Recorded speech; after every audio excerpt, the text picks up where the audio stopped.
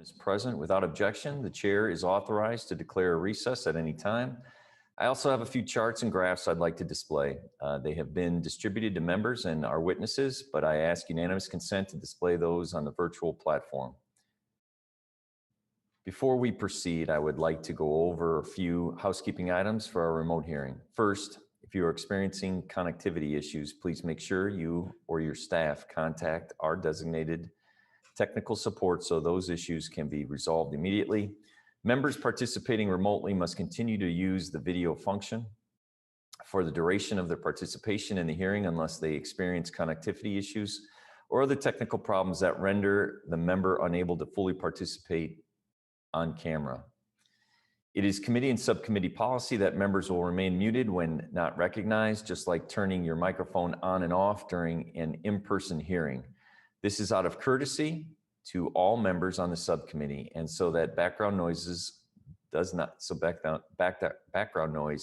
interfere with another member who is recognized to speak.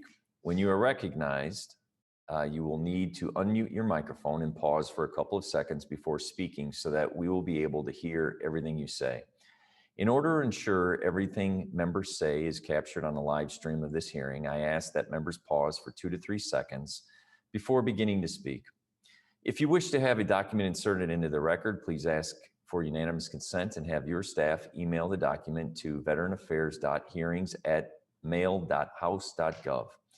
It will be uploaded to the committee document repository. Without objection, members will be recognized in order of the subcommittee seniority for questioning witnesses today. This will make it easier for me to ensure all members participating have an opportunity to be recognized.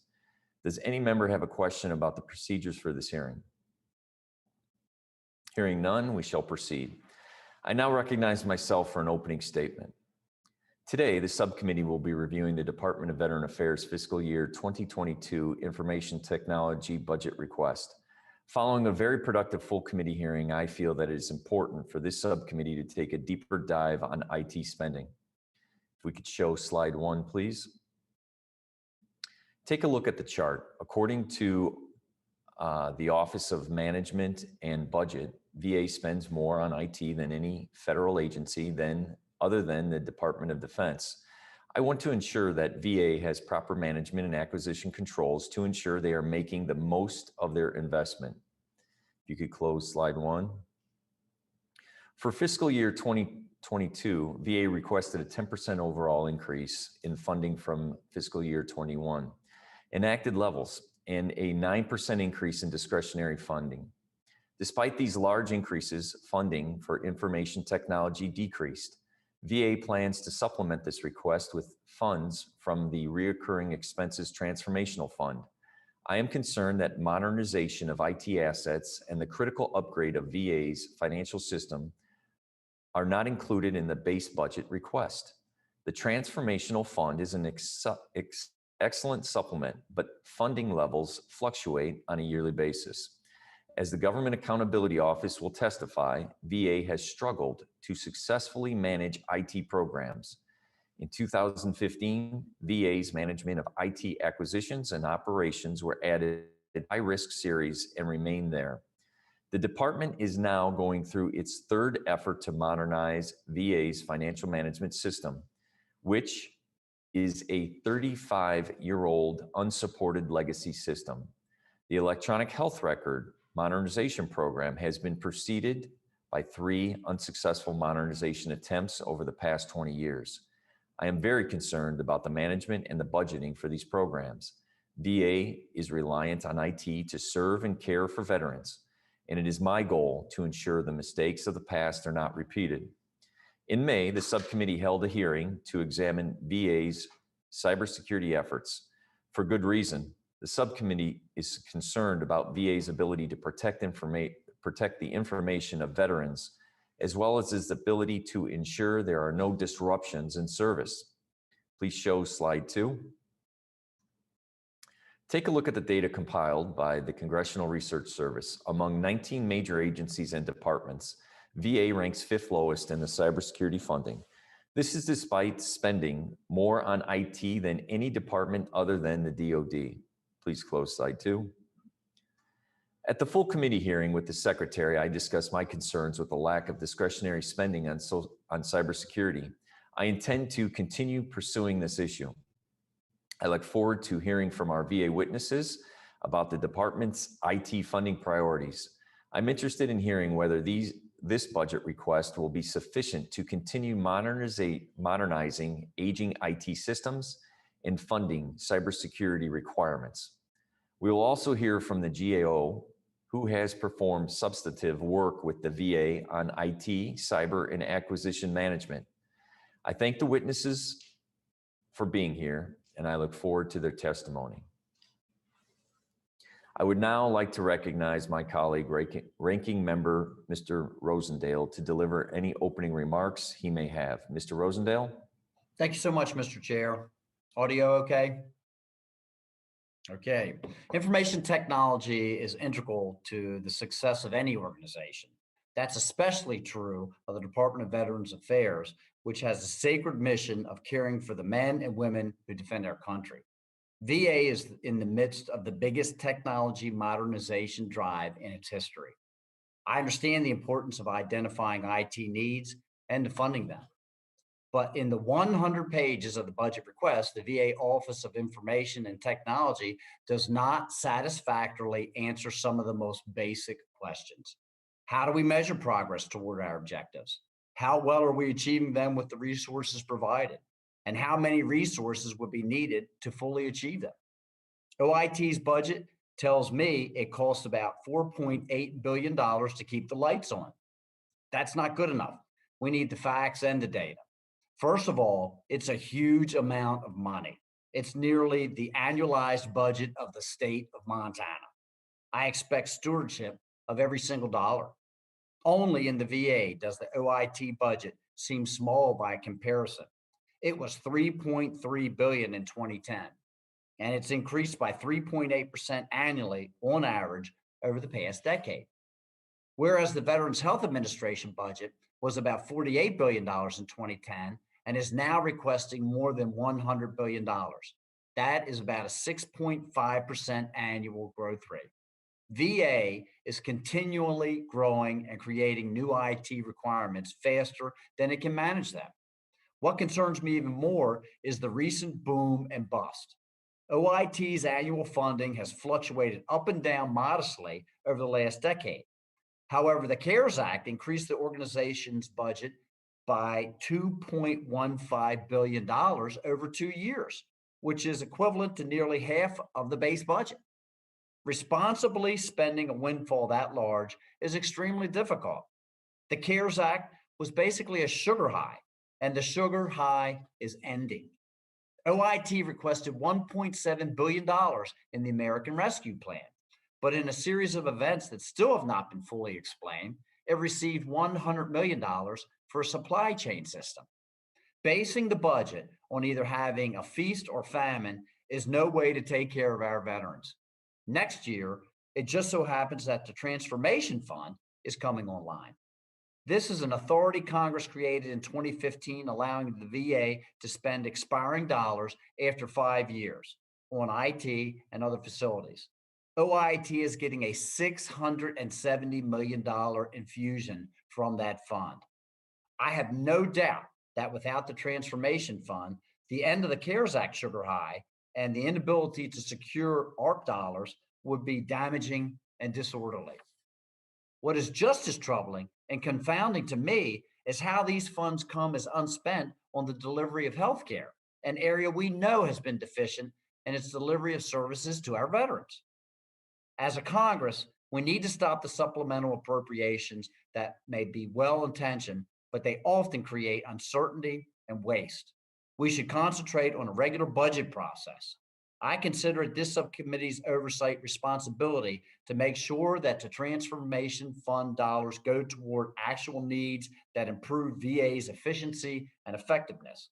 For example, that these funds go towards modernizing networks, not just expanding outdated architecture, that we buy new laptops for employees who actually need them, and the computers do not sit in unused in boxes in warehouses, and that we retain good employees, not hire them just to lay them off a year later.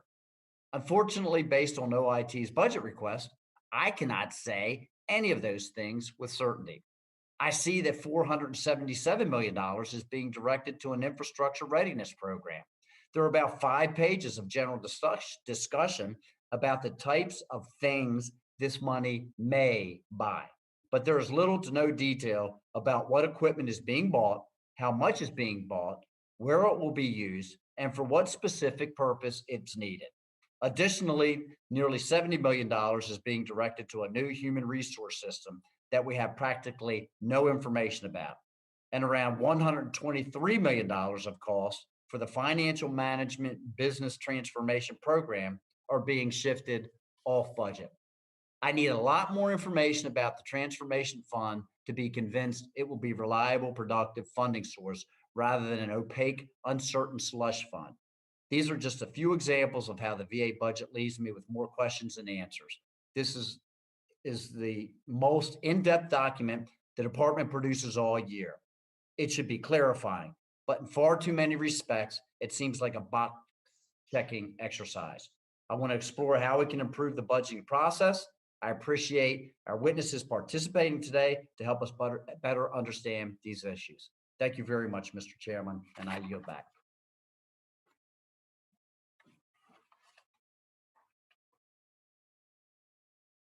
Thank you, Mr. Rosendale. I will now introduce the witnesses we have before the subcommittee today.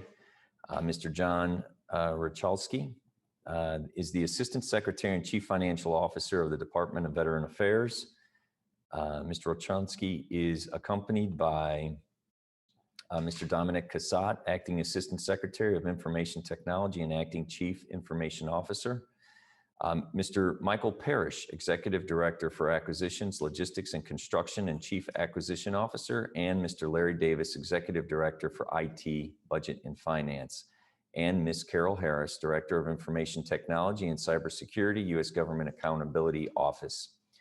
We will now hear the prepared statements from our panel members. I will remind you to please pause for 2 to 3 seconds before speaking so that the recording will capture all of your words. And please remember to do so when answering members' questions. Thank you. Your written statements in full will be included in the hearing record without objection. Mr.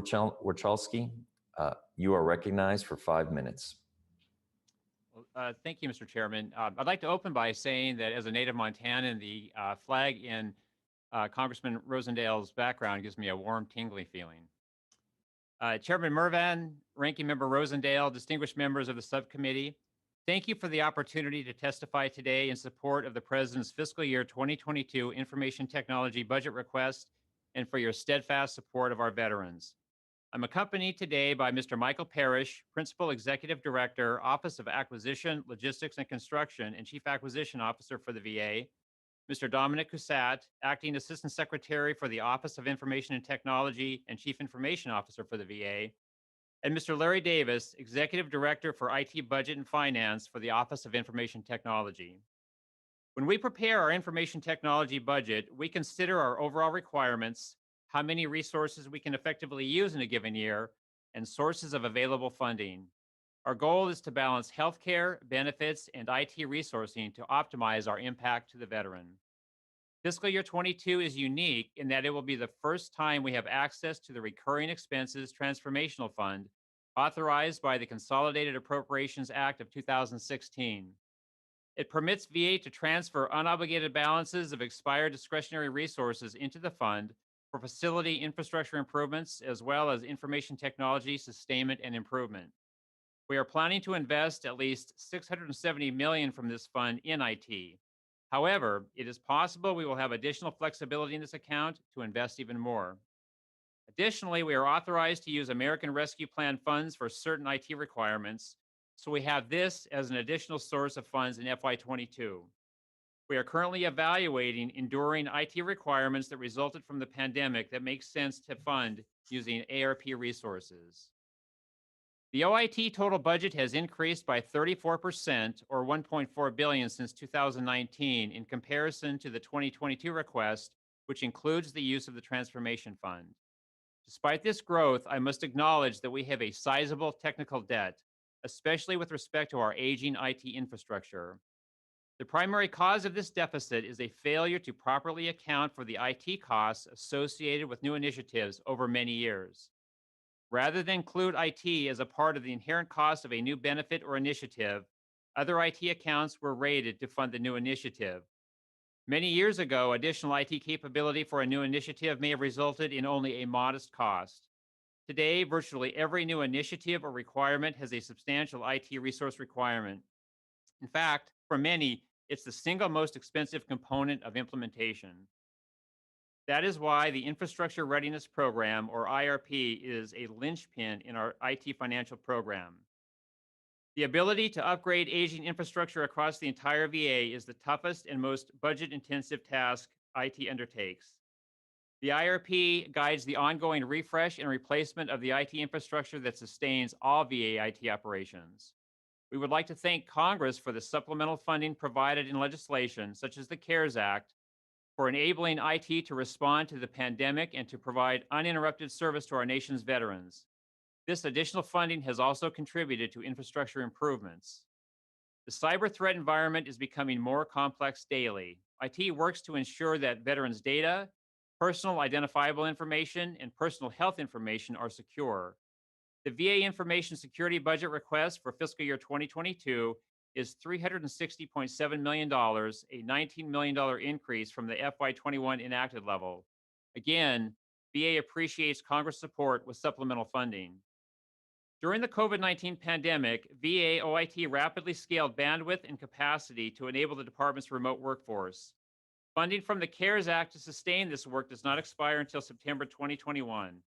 OIT is working to convert as many of the temporary new hires as it can into FTE positions to maintain the capabilities required to best serve veterans in a post-pandemic environment where telehealth access is not merely anticipated, but expected. VA is also improving management of IT resources. VA established the IT Investment Board as a further element of agency governance, transparency, and accountability. Through business partnerships forged by this new structure, IT collaborated with our partners during the pandemic to deliver new tools to enhance veterans' experience at the VA, such as the Vet Text solution available in both Spanish and English. Mr. Chairman, Ranking Member Rosendale, thank you for the opportunity to appear today. I commit to using these resources as responsibly and transparently as possible. I look forward to your questions.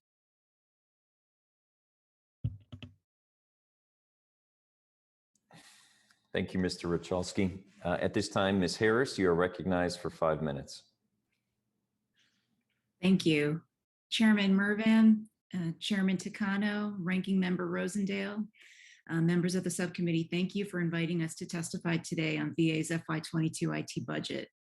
As requested, I'll briefly summarize our prior work on the department's system modernization efforts over the last decade, as well as its cybersecurity and IT acquisition reform efforts. As you know, the use of IT is crucial to helping VA effectively serve our nation's veterans. Each year, the department spends billions of dollars on its information systems and assets. As you know, VA's IT budget now exceeds $4 billion annually. This morning, I'll highlight 3 key points. First, VA's management of IT system modernization efforts continues to be high risk.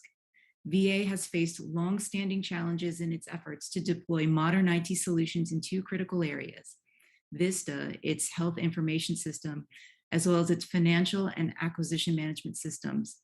Specifically, after 3 unsuccessful attempts to modernize VISTA, the department is now undertaking a 4th effort.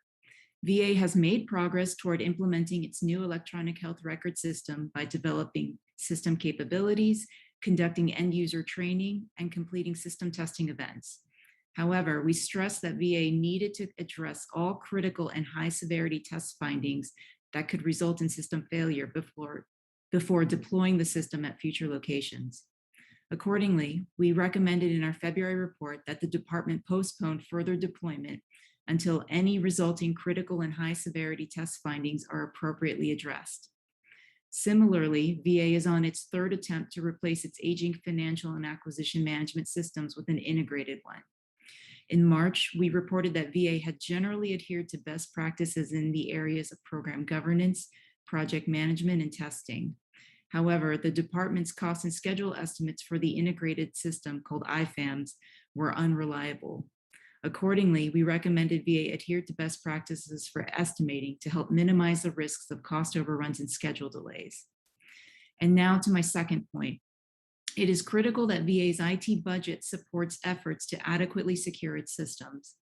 In several reports issued since 2016, we have highlighted VA's struggles to safeguard its information and systems. For example, in July 2019, we reported that VA had not effectively managed its cyber risks. Given the increasing number and sophistication of cyber threats, it is critical that VA is well positioned to make consistent, informed, risk-based decisions in protecting its systems against these threats. However, VA had not developed a cyber risk management strategy, nor conducted agency-wide cyber risk assessments to manage potential enterprise risks, among other things. In December 2020, we identified issues with VA's ability to identify, assess, and mitigate risks in its IT supply chains.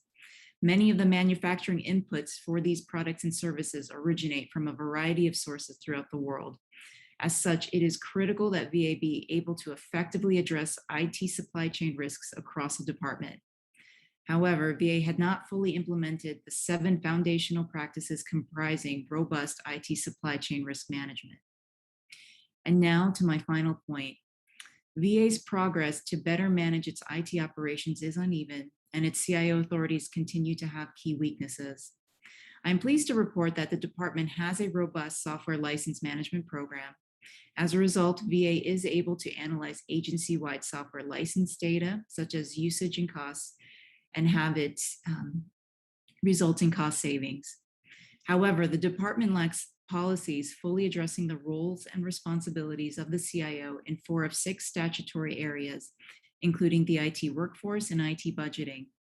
Ensuring that these CIO authorities are formalized is especially critical for the department, as they have had 7 CIOs since 2012, thus making the average CIO tenure at VA less than 2 years.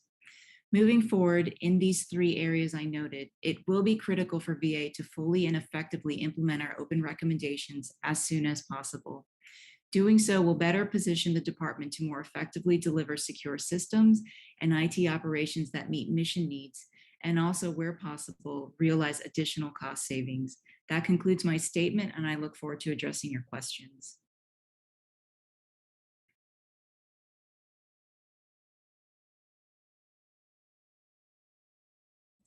Thank you, Ms. Harris. At this time, I would recognize myself for 5 minutes for questions. Mr. Cassatt, do you feel the current funding request for programs like FMBT is adequate to ensure timely delivery of the new financial management systems? Thank you for the question. We do believe the funding we have for this year is adequate to meet our plans for affecting the programs we have planned for the year. We always want to do more, and we always want to, sort of be ahead of things a little more than we are. But we very carefully time phase these things and look at the annual budget and see what we can do each year.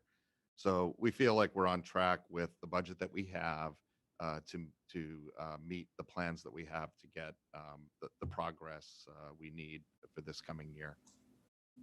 Follow-up, is the current funding amount for the Infrastructure Readiness Program enough to begin reducing VA's accumulated technical debt? I do believe it is enough to begin reducing it. We, for the first time, have a really good picture of what our technical debt is. We do have a detailed plan about regarding how to resolve it within a 4-year time span. And then the important thing is you're never done. You can't just resolve it. You have to refresh, to industry standards, whether it be a 4-year refresh cycle for end user devices or 6 to 7 year refresh cycle for enterprise backbone infrastructure. So we're mindful of that.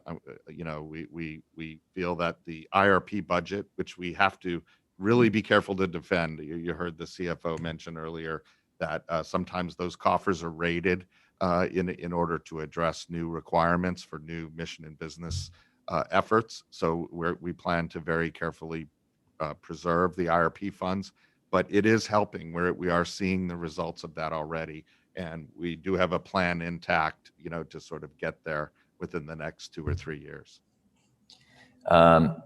The committee was told that the plan for the IRP will not be updated until the end of 2021. If the plan is not finalized, how can you be certain? The plan is against our best estimates at this point. We're always relooking at it and making sure it accounts for any changes in mission or environments.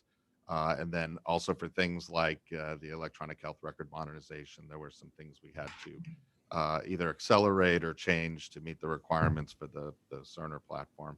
But we feel it's a good first cut, what we have now, and then we hope to make it an even stronger fact-based estimate by the end of the year. If I could, given the large increase in overall funding requested for VA this year, when can we expect to see similar increases in requested funding for IT to address VA's technical debt? I'll start to answer, but I'll defer to our CFO to add on. But each year we are looking at what increased funding we could use to help accelerate addressing technical debt. We want to do it as quickly as possible, but we know funding is limited. So we do make the ask. Like I said, we do understand what we need, and we have a basis of estimate that we can provide to show what's behind that estimate. So we do attempt to increase the funding wherever we can, and like the CFO mentioned earlier, look at other sources of funding like the Transformation Fund, and we used some of the CARES Act funding to build out our platforms to support a huge increase in telehealth and remote work. So I'll leave it at that and see if the CFO has anything to add. I would just add, we want to do it quickly, but we want to do it responsibly. As I described and we've talked about, we do have additional sources of fund in these sort of two anomalous years. The $2.1 billion in CARES Act funding that we're still working our way through. We have access to ARP funds and the Transformation Fund. And the reality of it is you couldn't dump, just 10 or 20 billion in IT and resolve the infrastructure. It's going to take some time to work through it responsibly and effectively. And so I think that we're asking for the right amount of money based upon the need and the other sources of funding we have. Coming out of these 2 years, going into 23, we'll have a better sense of what we need to ask for in the base. And also we'll know what we have in the Transformation Fund. That'll continue to be a source of funds to us. So.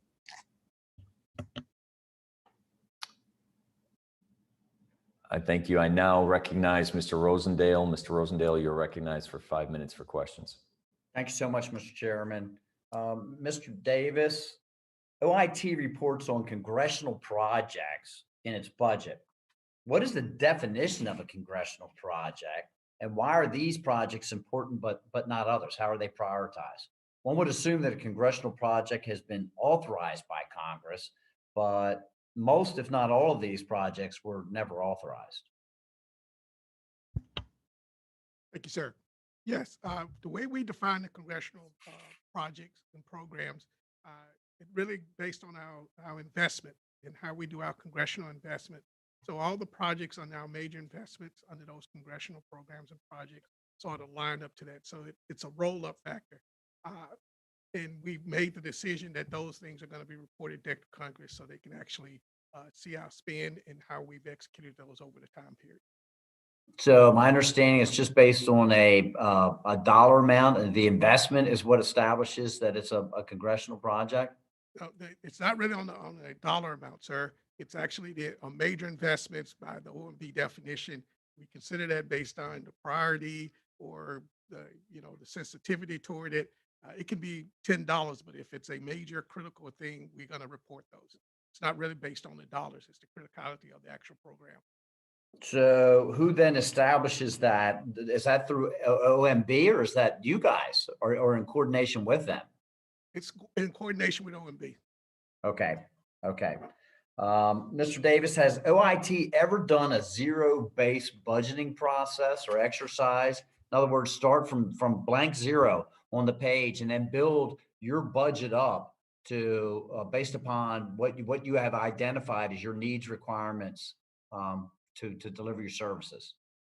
Yes, sir. It's funny you asked that, sir. We actually are trying to do a zero-based budgeting right now. I'm incorporating that. We got a test case going on in DevSecOps right now. We're going to have them build their product lines up from a zero-based budgeting. I come And from that background. when do you expect that you would have that available for us to look at? Good question there. We just started the pilot. I would say probably, sir, we're going to try to finish up one of the portfolios in our product line by the end of this summer. And we'd be more than happy, sir, to share those results from that. Okay, so one portfolio, explain to me, what does that mean from all of OIT then? What are we looking at? Probably looking at a lot of the software applications. When I say like a portfolio like that, sir, I really meant a product line. So we have different product lines, about 23 right now. We're doing, I think, 5 of those product lines. So that'll be a combination of some congressional projects and programs. And what amount of your budget is this going to actually describe or address? I have to get back with you on that one, sir. I'm not sure the exactly dollar amount as that is. We're still So going because obviously if we're doing a zero-based budget, but we're only doing 3% of it, then there's still an awful lot of it that we haven't been able to identify yet. And yet, if you're doing this exercise on something that's going to cover a much larger part of it, then obviously it's more substantive. Totally agree with you, sir. And what my goal was here to sort of do like a proof of concept, go through the whole process, make sure we have a very good process that we're going to use there. Eventually, we will do the whole budget like that, sir. Okay. Anything that we can get to help us would be very appreciated. Mr. Cassatt, if I've learned anything from my experience in Congress so far, it's that everybody and their brother always needs more money for everything that's being done. That's why I measure outcomes, not the dollar amounts, the inputs. How are you measuring the outcomes of OIT? What are the metrics that you're using? Right. That's a great point, and that's very important to us too. So we're in the midst of, the CFO mentioned in his opening testimony that we're in the midst of fully implementing our IT investment board process. And one of the biggest things that we're going to get out of our investment board reviews, which is co-chaired by me, the CFO, and the chief acquisition officer. And the members are all from the undersecretary's offices and all of the administrations and staff offices. So this isn't just an IT thing. This is an IT and mission and business effort. But one of the big things that'll come out of there is return on investment assessments. With that, we're implementing a CPIC process, a capital planning and investment control process, so that we understand what our investments are, what the decisions are in terms of priorities of the mission and business, and then in the end, before we make decisions to reinvest, what was the ROI on that? Another thing that we're doing of interest is fully implementing TBM, technology business management, so that we have a lexicon to identify what the costs are and then roll them back up to the mission and business pillars, so we understand what IT costs we have and how they feed back up into the mission and business. So these tools will help us get there. Thank you. Mr. Chair, I see my time has expired, so I would yield back. Thank you, Mr. Rosendale. At this time, I'd like to recognize Mr. Chairman Takano for 5 minutes. Thank you, Chairman Mervan. My first question are for Mr. Wachowski. With a 10% increase in funding at VA overall, how do you explain the decrease in funding for information technology? So it's true that the budget request is a decrease, but when you add in the Transformation Fund, it's actually a total 12.5% increase. And I know there was some discussion about the use of the Transformation Fund, but it is for that purpose. It is a source of funds. We felt it was reasonable to use it, included as part of the budget. So the total funding for IT will go up about 12.5% from 21 to 22. Okay, and do you have a dollar figure on how much you expect to add to IT from the Transformational Fund? Yeah, a minimum of 670 million in 22. And again, the fund is based upon what funds are expiring, and that number tends to change, tends to go up. And so there may be actually even some additional funding that we'll use from that fund for IT But as of today, I'm very comfortable saying 670 million out of that fund for IT in 22 is a minimum. Okay, can you tell me for future years how you're going to handle the outline or future years because the transformational fund is an inconsistent funding source, right? So what is your plan for that, or what is your thinking in that regard? Yeah, so thanks for the question. So my thinking on it is this: the Transformation Fund is based on expiring funds, and if you look back at our track record, we actually have pretty consistently anywhere from 500 to $1 billion a year that expires. And so I think it's relatively consistent. But you bring up a good point. What's the right mix of base budget versus Transformation Fund? As you know, the Transformation Fund can also be used for physical infrastructure. And, we have as you know, sir, we have a great deficit there as well. So we're going to have to make, some smart decisions about how much we include in our base budget and how much we use for the Transformation Fund. 22 is the first year that we have access to the Transformation Fund. And my guess is that'll be very informative to us. And going forward, we're happy to be very transparent with our thought process in our budget request of what makes sense to include in base and what makes sense to include as part of the Transformation Fund. Okay, well, can you give me some idea of what specifically will be funded from the Transformational Fund versus what will come from Standard Appropriations? And if you can't tell me that off the top of your head, you can just do that for the record. You can submit Yeah, it. I think probably better to take it for the record. We've had many discussions, and I can't say that I firmly in my mind have the right approach for definitively using the Transformation Fund only for these specific areas. So if you don't mind, I think I would take it for the record. Okay, we'd appreciate that. I would like to move now to Mr. Parrish. Mr. Parrish, in your position as the Chief Acquisition Officer and your role overseeing the contracting workforce at VA, what is your current contribution to budget requests? Thank you for that question, Congressman. As you know, Title 41 gives me the authorities as the Chief Acquisition Officer for all things acquisition management. And so one of the things we're trying to put in place in my role is working closely, as Mr. Quesada mentioned, in the IT Investment Board, where we do oversee all IT acquisitions and all IT budget requests and programs. We start with requirements analysis, going into the funding and then to the execution. So my firm belief is we'll get to the point where we'll be able to manage our cost, schedule, and performance, and we deliver what we promise, deliver on time, deliver on or under budget. So we work closely hand in glove with the CFO and the CIO to kind of review and approve the budgets. Okay. From your current experience at VA, I'm talking about your current experience, what is your opinion of the current capacity of the acquisition management workforce from contracting officers to contracting officer representatives? What is your sense of the capacity? So in my first few months here, I noticed we have a great plethora of strong professionals of, I believe it's 15,000 plus contracting officers, 1102s. I do appreciate some of the commentary and learnings I've gotten from the GAO findings. I know that we are on the high risk list, and I am driving towards ensuring that we have a acquisition career path and acquisition workforce in place and strong and enforceable and enforced by the end of the fiscal year. Okay, I'm going to yield back, Chairman Mervan. I've got more questions, but maybe we can do a second round. Thank you, Mr. Parrish, for your responses. Thank you, Chairman Takano. I now recognize myself for 5 minutes for questions. The VA spends more than any other department in government outside of the DoD on information technology. Everything VA does is IT and acquisition go hand in hand. VA will never improve their success with these large-scale programs if they don't have better acquisition management controls. Mr. Davis, is IT acquisition handled in a centralized manner or at a local facility level? And if I can have the percentages for each. I would ask that you allow me to get back for those numbers and provide those answers in separate later on. Question for the record. Ms. Harris, in your opinion, is the current structure within VA adequate to award and manage large IT modernization projects?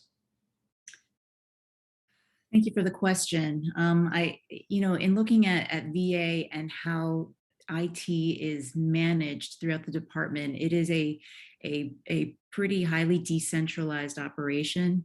And that's something that contributes to the significant longstanding challenges with regard to IT management.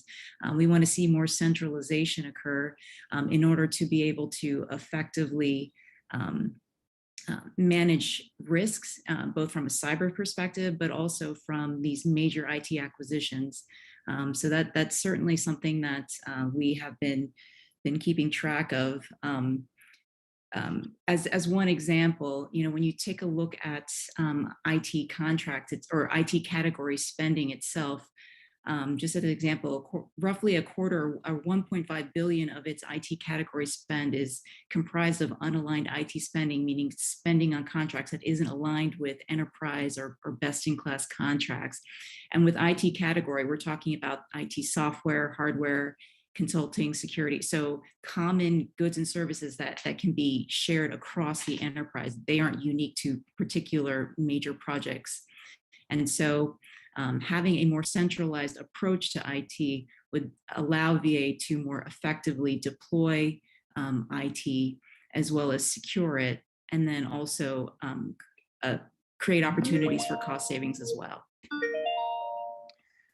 As a follow-up, can you let me know of outstanding GAO recommendations that you have that would increase their ability to successfully award and manage these projects?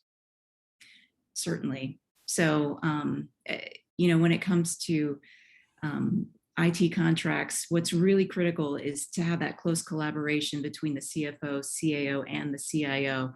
I'm pleased to hear that the three gentlemen are actively pursuing the investment board review process, and having it sounds like it is going to be a much closer collaboration than in years past. So we'll be we'll be following this very closely to ensure that this is implemented effectively. It will be it's going to need a long-standing, sustained commitment from VA, and so certainly that's something that we'll have to keep an eye out on. But I'm very pleased to hear that this is going to occur, because I do think that that will help mitigate some of the risks and issues that we've identified across the board over the last decade. Thank you, Ms. Harris.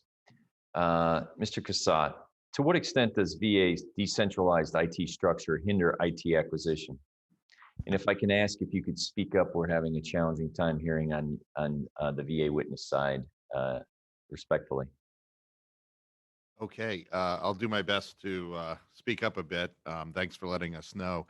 No, I do agree with Ms. Harris's comments that, a centralized approach, enterprise approach is definitely the way to go. We are aiming to, use enterprise approaches wherever we can. We'd be happy to brief the subcommittee on some of our efforts against category management that we've spent the last couple of years implementing a category management approach within our strategic sourcing office. We do have centralized acquisition through our TAC, the Technology Acquisition Center, that we work in partnership with the Chief Acquisition Officer, Mr. Parrish. Everything that we do, we try and look and see if we can use an enterprise product or an enterprise portfolio. You heard the product lines mentioned by Mr. Davis. We are moving to a product line management approach, so we're not buying onesie twosie, and we are looking at things in terms of product lines and enterprise solutions. And I'll finish by saying, the centralization, it has been a long journey. We have VA used to be very decentralized. We had, I think, hundreds of CIOs all over the VA in recent history. So over the past, 7, 8, 9 years or so, we've been consolidating. I think we've gone a long way, and it really has helped. So I agree. We need to keep, pulling those CIO authorities back together, meet the spirit and intent of FITARA, and really be operating like an enterprise and not a very federated environment. Thank you, Mr. Cassatt. At this time, I'd like to recognize Ranking Member Mr. Rosendale. Thank you, Mr. Chair. Mr. Chalsky, the Transformation Fund reaches back 5 years in the past to repurpose unspent dollars. Where exactly are those unspent dollars coming from, and how much money do you expect that this will be available over the next 5 years? They mostly come from, I would say, from contracts that were awarded that came in under cost. In some cases, money that was not obligated on contracts or fell out of contracts, or things like that. Predominantly from the Veterans Health Administration for a variety of reasons, and the amounts vary from, I would say, between 500 to a billion. Been pretty consistent with the amount that expires annually. So we're looking at somewhere then, if I'm understanding properly, over the next 5 years, we could be looking at anywhere from 2.5 um, billion Five. to Yep. $5 billion that Yeah, would be that's true. available. That's true. Okay. Yep. Mhm. And these contracts are awarded. They're not specifically for other IT purposes. What are those contracts? No, so what happens in the course of a fiscal year? We contract with organizations and they provide services. At the end of the year, not all of the services have been provided, or maybe will be provided, or there's a possibility a contract was protested, was never awarded, and so those funds will sit, for that 5 year period. And other contracts may have been awarded, but in the end, they may come in at a lower cost than was originally projected. So money will come off of that contract, and that all sort of accumulates to that 500 million to a billion, which sounds like a lot, and it is a lot of money. There's no question. I mean, it's mind blowing. But when you It's look at it not in the, Montana terms, I assure you. yeah, I'm with you, buddy. But what I would say is, based on the size of our organization and our budget, on a percentage basis, it's pretty low. And for the organizations that I've worked for, DoD, for example, it's true there too. I mean, and in some ways, it's better to do that than be irresponsible with it, and put it on a contract or something like that that you don't need. So it's just sort of the way it is. And so that money in the past had expired, gone back to the Treasury. But the appropriators, or Congress, frankly, very wisely said, hey, you could probably use that money, put it to good use for IT and for infrastructure, which we absolutely can. So it was, in my estimation, a smart move, very much appreciated, and it's going to go to good use, I think. So, Mr. Cassatt, doesn't this create an incentive to divert more funding from healthcare, which is not only dangerous, but in violation of VA's mission? There's always a danger, but like I said, we sort of manage the demand very closely and carefully. And I know VHA has more demand than budget, as we do. So I'm sure they're very good stewards of the funds that they have. So we will watch that carefully. So, but it's very concerning to me that these funds that were dedicated or earmarked to be utilized for the delivery of healthcare purposes, okay, and now are being diverted out because they've been held over, and they go into a fund that gives you dramatic latitude of where it can be spent.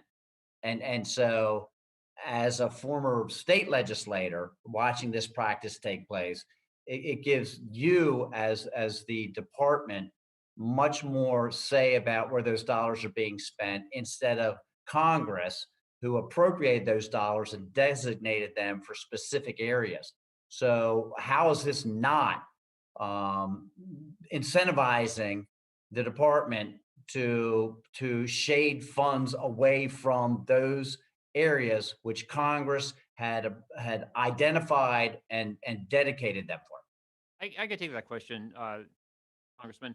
It's not. Uh, it's not that the funds are being shaded or directed. It's just the natural course of business. When we award a contract, we estimate what that contract's going to cost. And not all of this is for medical care. It could be for anything, for management services, for many things across the VA. So it's not just in VHA. But the most typical scenario is a contract is awarded for something, and let's say it's for management services, and there are optional. There are plans associated with that, or services to be purchased. And at the end of the contract, sometimes it didn't cost as much as we thought it was going to cost. We didn't exercise all of the services. We decided we didn't need some, And so the money that was on that contract eventually falls out of the contract and goes into this pool of money. A lot of it just has to do with it didn't cost as much as we thought it was going to. So we received the services, but it was not at the same level that we thought it was going to be. And so that money tends to accumulate. There would be no incentive. In fact, there's sort of a natural disincentive for that to happen, because the people that are awarding the contracts for whether it's medical care services, they're going to do what they need to do to accomplish their mission. And just in the natural course of business, if it comes in at a lower cost, the money's going to fall out of the contract and it's going to go sit in this pool for 5 years until it's going to expire. And the new authority we have is then to use those expiring funds. So I just want to reinforce that there's no incentive for someone to not use the money and to put it into this fund for 5 more years. And there's also I think, as I said before, it's sort of the natural course of business where money falls off of contracts for a variety of reasons. But basically, a lot of it has to do with just came in less than we thought it was going to. Mr. Chair, I see that the time has expired. I would certainly yield back. Thank you, Ranking Member Rosendale. At this time, I recognize Chairman Takano for 5 minutes. Thank you, Chairman Van. I want to now move to Ms. Harris. Ms. Harris, is it correct that the creation of the Chief Acquisition Officer position at VA was based off of a recommendation from your agency, GAO?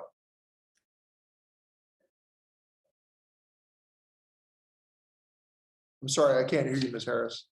You might want to unmute your. Here we go. Okay. There you are. So our just to clarify that the recommendation related to that firm GAO is related to ensuring a non-career employee was in place as required by law, non-acting civil servant as they had for years. So it wasn't necessarily the creation of the CIO position, but who is filling that position itself. So the non-career employee, because that's what the law called for. But it had to be an appointee. That is correct, yes. And the Chief Acquisition Officer is an appointed position. It's not a career civil service position. But the recommendation was that it was a non-career position, had to be a political appointee. That is correct, because the law called for that. In your opinion, is VA making the most of this position, the CAO position? Specifically, what I'm getting at is, do you believe that VA has done enough to incorporate the CAO into the acquisition review and budget making process? That's a great question. I think it's too soon to say for sure. When we did a review back in 2018, we saw that the CAO was not involved at all in the process of identifying IT acquisitions, and that was a major problem. And actually, similarly, the CIO was not involved in approving the IT budget requests or reviewing and approving IT contracts. And so we made recommendations for both of these officials to work together to review and approve all IT acquisition strategies and plans. And so we made recommendations related to this, and they still remain open. But given the statements made by the CAO, CFO, and CAO with regards to this investment review board process, we're going to have to take a look at this carefully, because I think that if it is implemented effectively, that's a very good sign for ensuring that the IT dollars are effectively spent. And that these projects are receiving the appropriate attention that they need. So we're going to have to keep a close eye on that. That will be a long, sustained effort that will be required on VA's part to be able to do well. But I am very encouraged by hearing this approach. So I hear you saying basically it's a little too early to tell. Mm-hmm. Because we're wondering here, at the oversight level, whether this is a situation where the committee needs to introduce legislation to codify the CAO's role in acquisition and budgeting at VA. What is your response to whether Congress should actually codify this role? Well, sir, if you don't mind, I I'm going to have to take that for the record. I'm not exactly the best expert within GAO to answer that question. We have experts that have been working very closely with Mr. Parrish as it relates to the GAO high risk designation of the GAO acquisition management area. I think that to the depending on how well VA implements the actions associated with that area, could inform the codification of the CIO that you're referring to. Very well. Thank you. Thank you. We'll take that we'll allow you to put that, bring it back to the record. Mr. Cassatt, there's a real, we both know that there's a challenge in hiring qualified technical staff, and it's long been a struggle at VA, especially in locations such as Seattle or Silicon Valley, where technical experts can make considerably more outside of VA. Is staffing sufficient within OIT to meet VA's needs nationwide? Thank you for that question. Yeah, workforce is so important, and it's a key element of our digital transformation strategy. So we do have plans. I think we're bringing on an additional 500 IT staff this year, and then we have subsequent plans for additional 500 next year, and so on. We can only hire so fast, so we feel we have a good measured way to bring people on board. You're right; it is a challenge attracting people to come to the government writ large, not just VA. Because the salaries are just exorbitant now. We have had some success in implementing cyber specialty pay retention, and that has helped us a lot for the cybersecurity staff. Yeah, we do need more IT staff to keep up with the pace that the VA has grown and the VA staff writ large, and we do have a plan to get I think about 1,500 or so more folks on board. And as was mentioned earlier, we're trying to keep that COVID surge staff on board, take them from temporary to permanent. That's very good. If it's, I mean, my time is up, but I'd like to maybe if you could provide the committee with maybe a geographic analysis of this challenge, headquarters versus field offices, and the types of positions that if there's any patterns there that might emerge. I yield back, Mr. Mervan. Thank you, Chairman Takano. At this time, I recognize myself for 5 minutes. And Mr. Cassatt, if you could also, to add to what Chairman Takano, if you could include that plan, if we could take a look at that plan that you mentioned to our staff, we'd appreciate it. Earlier in a testimony, you had talked about rating certain funds in order to pay other things off. Can you give me more of an elaboration on that and explain how that works and why that is a form of accounting? Right. So, as you know, every new business and mission requirement of the VA has an IT underpinning. There's very little you can do these days from a mission and business perspective that doesn't need IT support. So sometimes when there's a new legislation or a new requirement levied on the VA, since the IT appropriation is separate, the dollars don't always come into the IT appropriation commensurate with the IT support needed for the new capability. So what we'll have to do is rebalance. We have to look at our books and look at the budget and reprioritize and take money from less prioritized programs or modernization efforts to fund the new effort. So that's what we mean by it's kind of a crude term, rating the coffers, but it's really this rebalancing and reprioritization to get the funds that we need for the reality of the IT to support that mission and business effort. To what extent does the VA frequent turnover in its CIO role hinder the strategic acquisition? That's a great question, and we do try to mitigate that with a strong career leadership staff. We do have a principal deputy who's a career employee, as well as 6 deputy CIOs and deputy assistant secretaries who are careerists. So we really see that as the supplement to the rotating CIO who is a political appointee. Understand the benefits of that. You get an infusion of perhaps private sector viewpoints in bringing a political appointee in. But we balance it through the career staff and the career leadership that we have in place to mitigate the disruption. And then, do you have a current estimate of how many shadow IT programs are not reflected in this current information technology budget? I'd have to get back to you with some numbers of what we know. As you know, shadow IT, there's a lot of unknown unknowns out there, and sometimes you stumble onto things. So we can certainly give you a representation of what we have discovered. We're always seeking more of them, but we can get back to you with some numbers on that. I appreciate that. Mr. Rachalski, there seems to be a number of decision makers regarding IT procurements, especially where those procurements will require interaction with new enterprise systems such as EHRM.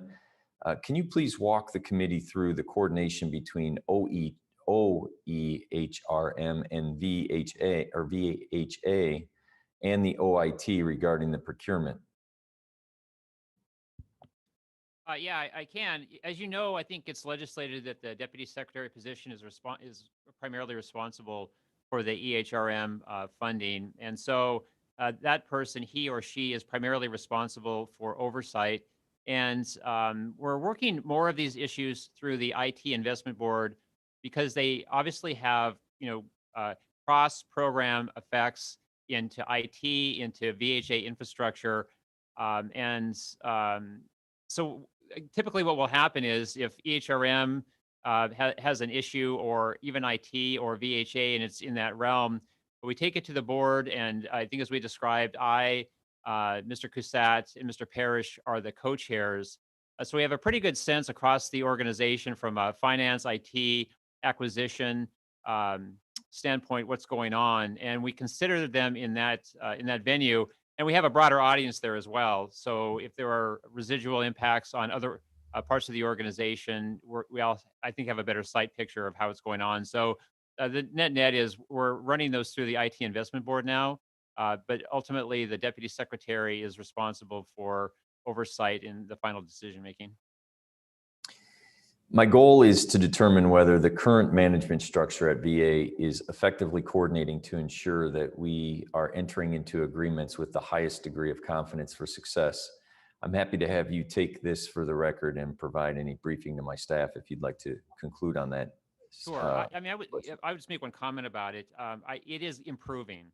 What I would say, the IT Investment Board, which was not only born out, I think, of the GAO recommendation, but just out of necessity for the reasons we were describing. I mean, we were chasing our tail with new requirements that had ever increasing IT costs, and we hadn't properly accounted for those and asked for them for the resources when we needed it.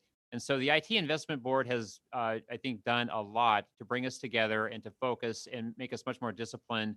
But we're not where we need to be yet. There's no question about that. Thank you, sir. At this time, I'd like to recognize Ranking Member Mr. Rosendale for 5 minutes. Thank you so much, Mr. Chair. Mr. Davis, beyond the 3 items that you propose to spend the Transformation Fund dollars on next year, what other items do you consider fair game or potential recipients for those funds? Yeah, thank you, sir. As we have spoken earlier, by the ARP funds, by the transformation funds and some of the criteria around that, any kind of infrastructure, that's not only infrastructure when it says the activity, but also activations as far as infrastructure with VHA. So we sort of have a if you want to call it, a fence around what we can use it for. But right now we're looking at some of the things and benefits. We had a meeting this morning. We discussed those things. So there's a few other areas we're looking at, but as we figure out how much money we actually have in the Transformation Fund, we will look at some of those areas, but mainly in the benefits area with the GI Bill and some of those things in education. Okay, Mr. Cassatt, OIT's budget request will be supplemented by $670 million from the new Transformation Fund. It seems you're depending on this fund to balance your budget. What would happen if your budget and your operations, if those resources weren't available or to decrease dramatically? Yeah, great question. And, you know, as I mentioned earlier, we're in a constant, you know, sort of prioritization effort. Whenever, you know, when we're looking at funds and funding that we have and where our cut line is for funded requirements versus unfunded requirements, we look at that through the course of the entire year. If we were to take a hit on the order of $600 million to what we expected to get for this year, we'd really have to look hard at that priority list. You know, our sustainment budget, things just to keep the lights on, we don't have a lot of discretion there. We have to keep that infrastructure running. So unfortunately, where that will hit a lot is in new projects or development projects. You know, we can look at some of the sustainment budget and say, hey, are these nice to have or need to have? But it's a constant exercise in looking at what budget we have available, what the priorities are, and that's where that relationship between the CAO, the CFO, the CIO, and the administrations is critical, because we don't want to make those decisions on our own. We want to talk to the mission and business and say, where can you stand to take some cuts in IT support? We don't want to make those decisions on our own. So like the CFO said, we've come a long way, and it's much better than it was in terms of that partnership and making those decisions together. But we have a little ways to go, but we're getting there. We're making progress. Sure. So still the $670 million is not an insignificant number. And so as all of us do, it boils down to the wants and needs. Do you see that if that $670 million is to go away, that you're actually going to be cutting into the needs, not just the wants? It's hard to say. We'd really have to sit and look down, but it's hard to imagine it wouldn't. The IT budget will be what it will be, and we have to operate within it. So, but again, that prioritization process makes sure. Certainly, we look at the needs, but when we look at certainly we can look at the wants. But when we're looking at the needs, we're cutting in places that hurt the least and cause the least impact to the veterans, because in the end, that's what it's all about. We try to pull that thread back to, okay, how is this going to land on the veterans and hit the veterans? So Sure. that partnership allows us to do that. I'd just make one, put a finer point on it. We couldn't take a hit of 670 million without cutting into the bone, so to speak. But I would also say in the Transformation Fund, if you look historically back many years, the amount that expires every year, again, is between 500 and a billion, closer probably to $1 billion, 700 a year. So it's actually a pretty steady source of funding, but we could not do without the 670 million. I mean, that would be really it would cut very deep. Okay, so that brings me to my point. How is it then that you can say that you're not incentivized to direct critical funds from VHA to fund the Transformation Fund?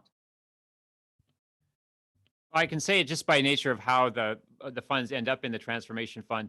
Our overall budget is distributed across the VA for various programs, and they work those programs, they execute those funds in support of the programs. And when they're done, whatever wasn't spent ends up in the expiring fund. So there's no guidance or any initiative to tell people, don't spend this money on homeless, don't spend it on medical care, because we want to set that money aside for 5 years and then put it into IT. It just, we'd be shooting ourselves in the foot to do that. So the program executes as it normally does. Whatever falls out into the expiring funds. We now have access to the Transformation Fund, and it just turns out that historically it's in the 500 million to $1 billion a year. For many years, it's been that amount. Mr. Chair, my time has expired. I would yield back.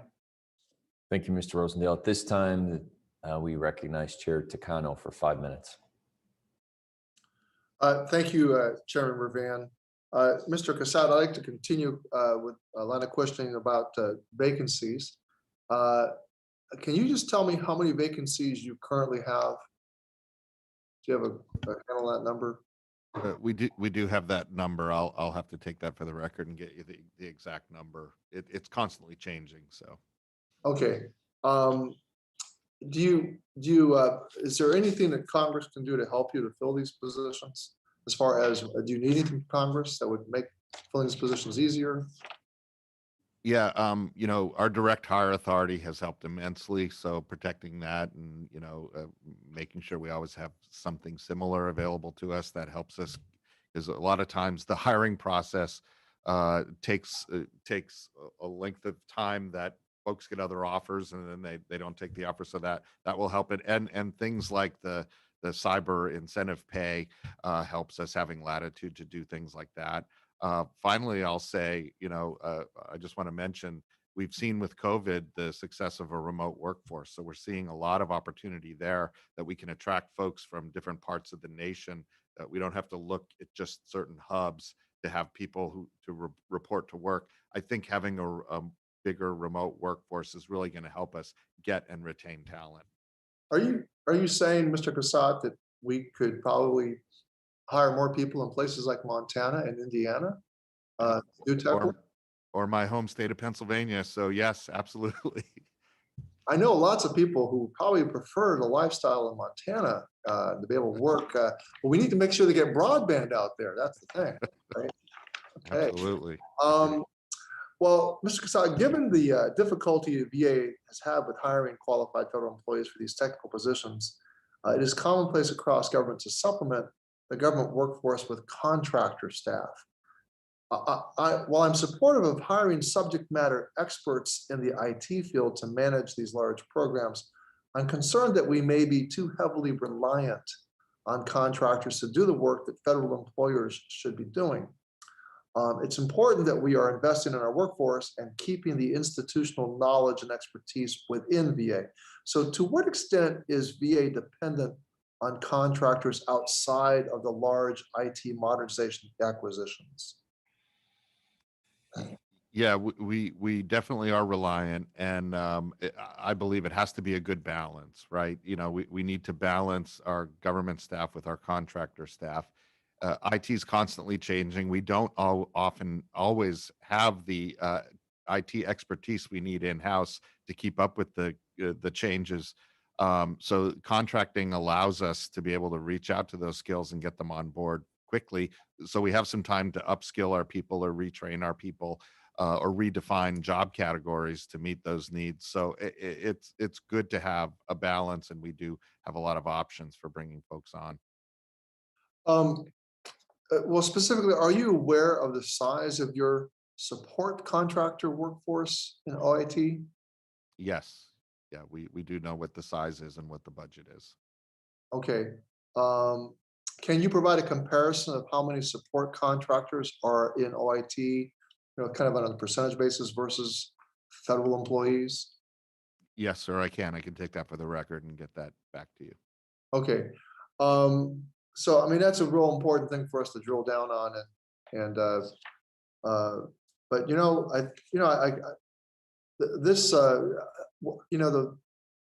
not in my district, but next door to me is Dr. Ruiz, who has the city of Palm Springs, and property values have been shooting up through the roof.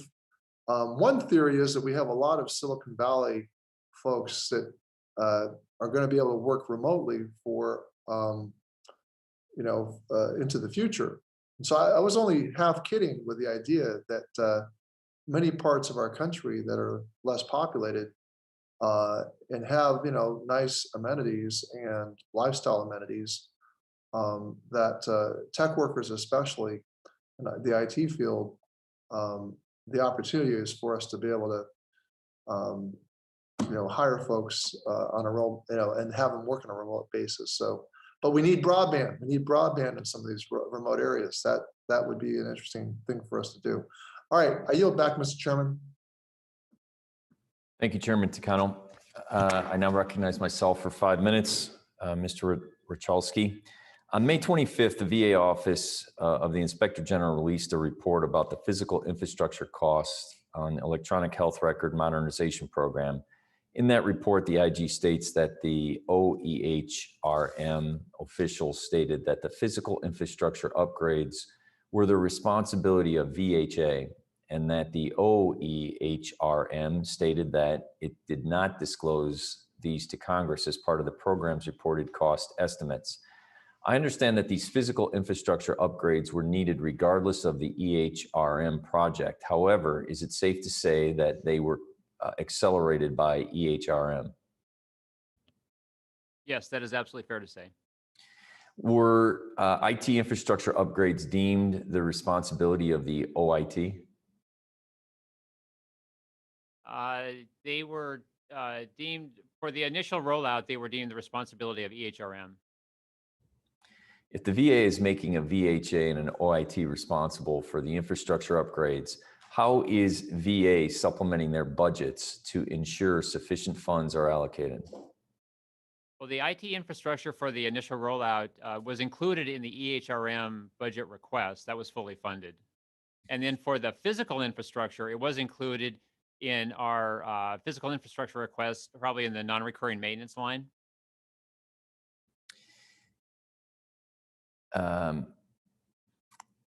If there is risk that the EHRM becomes a proverbial 1,000-pound gorilla that absorbs all of the resources and other needs get left unmet?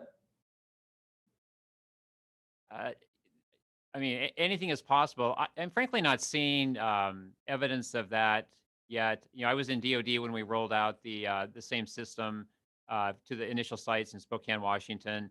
I share your observation, your concern, but I will just tell you candidly, I've not seen that yet. And in going forward, I'm also not seeing that. I think that the projections that we have, or at least we're executing sort of towards them. So. And I would be absolutely candid with you if I thought, it's going to run off the rails, but I'm just not seeing it yet. Okay. We on this committee expect full accounting, and I think we owe a full and transparent accounting to the American taxpayer. That being said, if the physical infrastructure upgrades are being funded by VHA and the IT upgrades are being funded by the OIT, how do you plan to conduct a full accounting of the EHRM program? But we do have in our accounting system, we're keeping track of all of this so we can absolutely provide the individual cost elements that make it up. I'm confident of that. From an accounting standpoint, we can provide the complete costs. Okay. Yesterday, Secretary McDonough sent a letter to the House Appropriators. In that letter, the Secretary signaled a change in the way the infrastructure is being evaluated for EHRM. If I'm understanding this correctly, the plan is to conduct an enterprise-wide current state review of physical and IT infrastructure. Is that an accurate assessment? It is. Yes, that is correct. Given that physical infrastructure is being funded out of VHA and NRM budget, and the IT infrastructure is being funded by OIT, I'm concerned that this change in process is not supported by this budget request. Yeah, that's possible. And those are some of the details we're sorting through right now, but that is possible.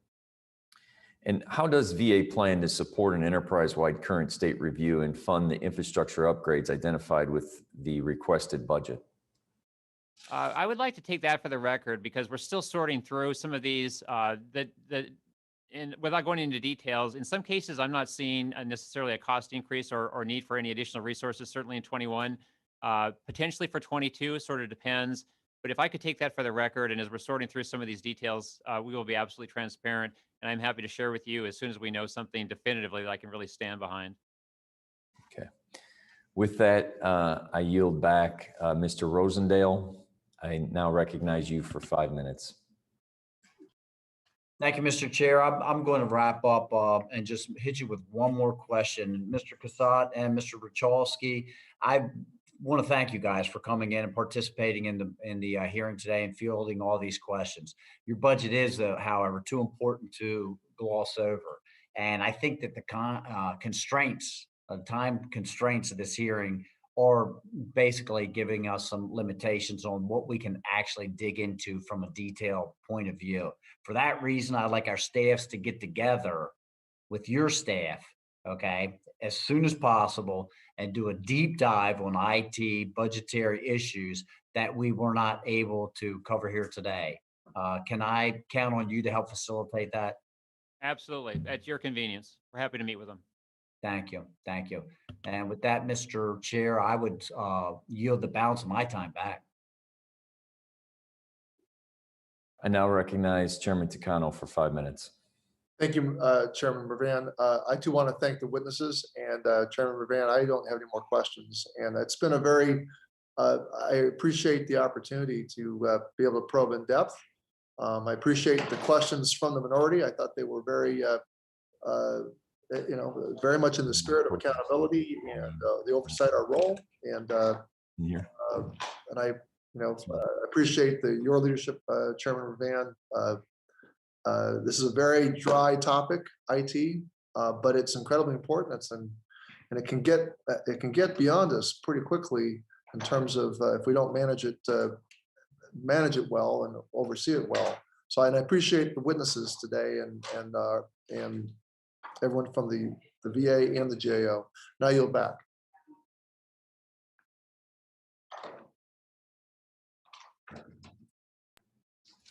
Thank you, Chairman Takano. I now recognize myself for 5 more minutes. Mr. Rochelski, among 19 major agencies and departments, VA ranks 5th lowest in the cybersecurity funding, despite spending the most in real dollars and percentages of budget of any department except the DoD. VA holds a large amount of person health information, PHI. How can you explain this disparity?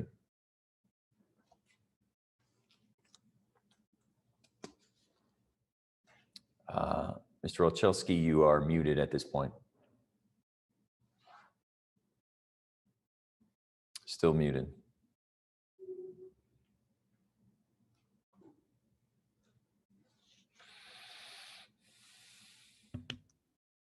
Hear me now? We're good to go. Yes, sir. All right. So I'm going to refer the question to Mr. Cusat, who knows cybersecurity obviously far better than I do. But one observation I would make is I don't know that the measurement of a gross spend or spend compared to other agencies is really a measure of effectiveness. Through my career, I can point to many programs that had ample funding but did not spend it wisely to detrimental effects. And so I think that it is a measure. I don't know if it's a good measure, but Mr. Cusat, maybe you can help me with cybersecurity. Absolutely. Thanks for the question. And believe me, we appreciate your interest in cybersecurity because it is so important at the VA. If you look at the 2 charts that you presented at the beginning, I just wanted to point out for the record, the first chart is just raw dollars. Second chart was percentage of cybersecurity spend against the discretionary budget. If you composed the first chart and looked at percent of IT spend against discretionary dollars, you'd see it kind of in a similar ballpark as the cybersecurity spend in terms of relation to other agencies. So, I'd say the cyber spend that you're seeing on that chart is in line with our IT budget against discretionary spend. And our IT budget did go up this year. We requested more, and about 10% of our IT budget goes to cybersecurity. Is it enough? Could we use more for cyber? Absolutely. We could do more if we had more, but we do the best with what we can to balance the cyber needs with the IT needs writ large, and it's all about risk management and risk assessment. So we have a risk management framework in place, a risk management process, and we know what are the most critical vulnerabilities. We know we have threat intelligence and we understand what's hitting our networks. So we do try and array those funds against the highest criticality things that we're going to get the most bang for our buck for those funds. We're very mindful of that as we go forward. So, hopefully as we would see that, IT funding increase, as it has over the past few years, we see the cyber funding increase along with it.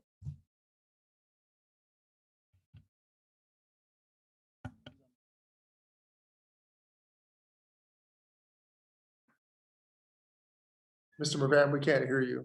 Yes. Is the current funding request adequate to protect the country's 2nd largest cabinet department? We believe we have adequate risk-based measures in place to address the most pressing areas. Again, if we had more, we could do more, but we believe we have a threat-based and risk-based approach to focus our funding on the most pressing priority areas. And we have a very close partnership with the likes of DHS and CISA and the Committee on National Security Systems and the intel agencies to help make sure our cyber defenses are relevant and on point as much as possible. How have the recent impacts of ransomware attacks changed your perception or the need for increased cybersecurity spending for VA IT systems? Ransomware attacks have increased our interest in having good COOP and backup systems in place to make sure that the data, if it is subject to ransomware, we have good backups. It also has shored up our assertion that dual factor authentication and strong authentication is very important. And VA has done very well in that regard over the past 4 or 5 years, going from single digit two-factor authentication up to the high 90% area, single digit percent of two-factor to high 90% two-factor authentication. That has really saved us in terms of controlling the spread of malware attacks and things like ransomware.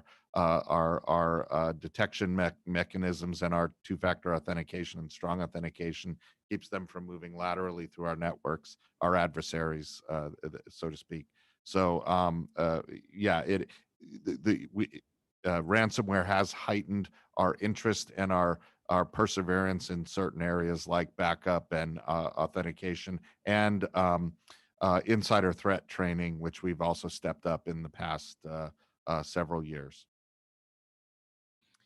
Ms. Harris, if I could, do you feel that the current funding request from VA for cybersecurity is adequate to address their issues with securing veterans' personal health information and protecting critical IT programs?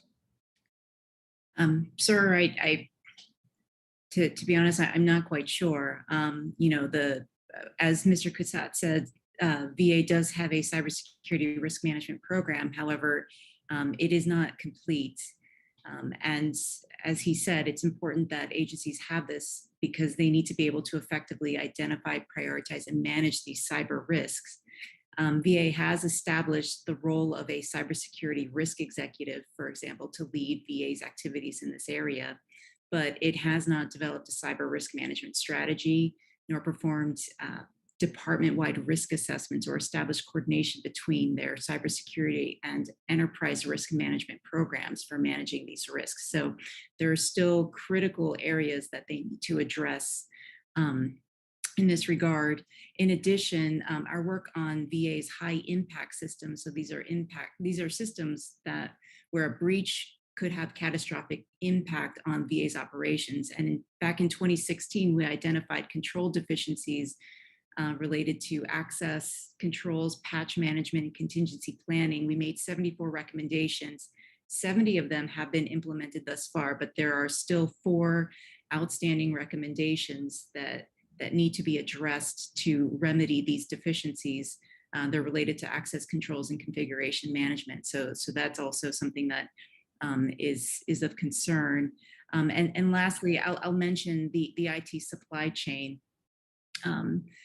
In light of the SolarWinds attack, we issued a report back in December looking at the 23 civilian CFO agencies relative to how they are managing their supply chain risks. There are 7 foundational practices for such an effort, including developing procedures for assessing potential suppliers and detecting counterfeit and compromised products prior to their deployment.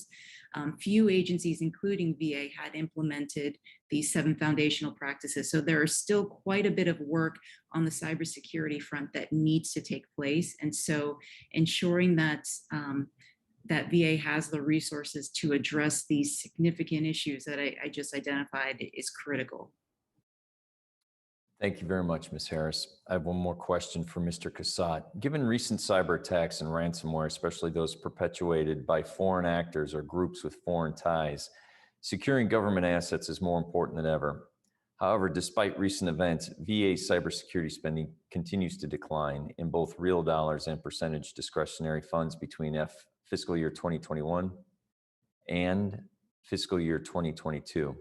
How would you evaluate the cyber threats facing VA would you say they have increased or decreased? Thank you for the question. I would say certainly maybe cyber threats are evolving, but I guess pound for pound, certainly they're increasing because the sophistication is increasing. We'll have to look at the numbers you're providing here. Our cybersecurity funding did increase this year. And one of the things you might be looking at is some of our cybersecurity spend is now embedded in operations. We've done a lot over the past 2 or 3 years to embed cybersecurity operations into our sustainment environment and our IT operations environment.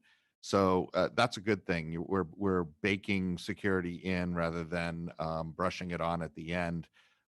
So we can do a little more to kind of get you some visibility into the cybersecurity related or information security related spend that's happening in our sustainment environment, which wouldn't be evident in our OIS budget, which is strictly cybersecurity. But the bottom line is we are continuing to invest in cyber. We are seeing our cyber dollars go up, and again, if we had more dollars, we certainly would invest even more in cyber if we could. Then just as a follow-up, as a CIO, how can VA justify a 2022 budget request where information security is the lowest by both percentages and discretionary funding and the percentage of the IT funding over the last 5 years? Again, I'd have to look at the numbers and to see how that tracks with the actual investments, if you include investments in operations. Again, I would suggest that that's a good thing, embedding cybersecurity spend in your sustainment. But we actually have seen increase in cybersecurity spend across the last few years and investment. And I'll ask if Mr. Davis has anything to add on that, but I might have covered it. And I do believe those numbers included operations. Yes, sir. We'll have to go back and check on those numbers because by our indications and everything, we have had a slight increase. I think almost a $19 million increase from this past year to this year. So we'll go back and take a look at your numbers, and we'll also take a look and provide a response to that. Thank you very much. At this time, I'd like to recognize the Ranking Member Rosendale for closing comments. Thank you, Mr. Chair. Appreciate that. I appreciate your leadership in calling this hearing to order. I think Congress and VA would benefit if each of our subcommittees would examine their respective areas of budget in this way. With the amount of money under consideration and the impact that the VA healthcare and benefits have on veterans' lives, the budget demands more attention. As I've said previously, committee hearings are not the most flexible format to have that discussion, and I think it would be helpful if our staffs continued this budgetary conversation with the VA. I'd like to reiterate the request for a staff-level deep dive into the IT budget, and I appreciate the assurances that we're going to be able to make that happen. As important as it is to get the numbers right, it's clear to me that the format and contents of the budget can be improved. Mr. Chairman, my legislation, which you have supported, the VA IT Reform Act, would do just that. As the bill advances, I think we should take every opportunity to communicate our expectations for the budget process and better understand what OIT's needs are. Thank you again for holding this hearing. And with that, I would yield back and wish everyone a happy weekend and holiday weekend. Thank you, Mr. Rosendale, and happy weekend to you also. I would like to thank the witnesses for the participation today. I think we need to continue to discuss how VA budgets for its investments in IT and cybersecurity.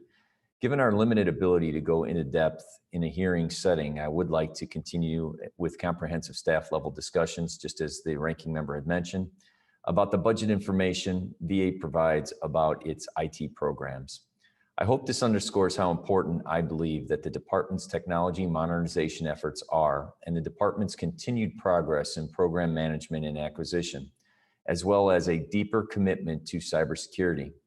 I look forward to continuing this conversation. I hope that we begin to see some real progress in VA's efforts to address these longstanding problems. And I just want to conclude by saying I appreciate your service. I appreciate Ms. Harris. Thank you for joining us, and the VA representatives. And may we always remember that we're protecting that veterans' healthcare, quality healthcare, and also the process when we talk about cybersecurity that could potentially lock up all systems and prevent healthcare to our veterans. So going forward, if we can work in a collaborative effort to make sure that that will not happen, I look forward to working hand in hand with you in that regard. With that, I want to wish everyone a very happy Independence Day, and I thank you all for joining us today. Thank you, Mr. Chairman. And all members will have 5 legislative days to revise and extend their remarks and include extraneous material. This hearing is now adjourned.